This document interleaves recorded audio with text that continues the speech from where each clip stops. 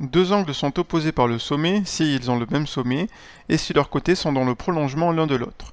Ceci est la définition de ce que l'on appelle deux angles opposés par le sommet. Voyons voir sur une figure, afin d'illustrer cette définition. On a deux droites ici qui sont séquentes en un point O et on place 4 points A, B, C et D sur ces deux droites. On a ce premier angle qui est marqué ici en rouge et le deuxième en face de lui de l'autre côté. Les angles qui sont marqués en rouge sont des angles qui sont opposés par le sommet et on peut préciser par le sommet O. En effet, les angles AOC et BOD sont opposés par le sommet O. Il existe bien entendu deux autres angles qui sont également opposés par le sommet O.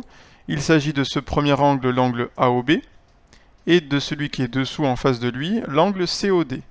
Donc les deux angles qui sont marqués en jaune, AOB et COD, sont opposés par le sommet. Des angles qui sont opposés par le sommet sont en fait symétriques par rapport à ce sommet, ayant donc la propriété bien pratique suivante. Si deux angles sont opposés par le sommet, alors ils ont la même mesure. Cela signifie sur notre exemple en particulier que les angles AOC et BOD, tous les deux en rouge, ont exactement la même mesure. Donc l'angle AOC est égal à l'angle BOD. Et de même, les deux angles opposés par le sommet qui sont marqués en jaune ont également la même mesure.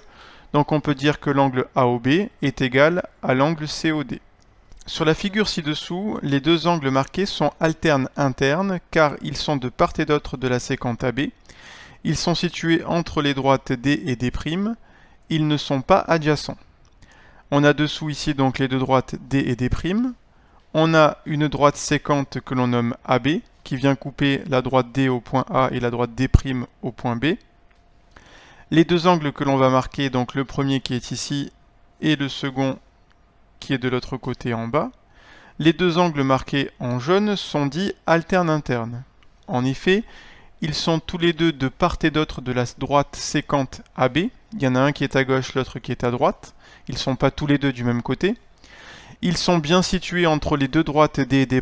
On peut aussi dire que les deux angles en jaune sont situés dans le tunnel que l'on voit apparaître ici, qui est délimité par les deux droites D et D'. Et enfin, ils ne sont pas tous les deux adjacents, ça veut dire qu'ils ne sont pas tous les deux l'un à côté de l'autre.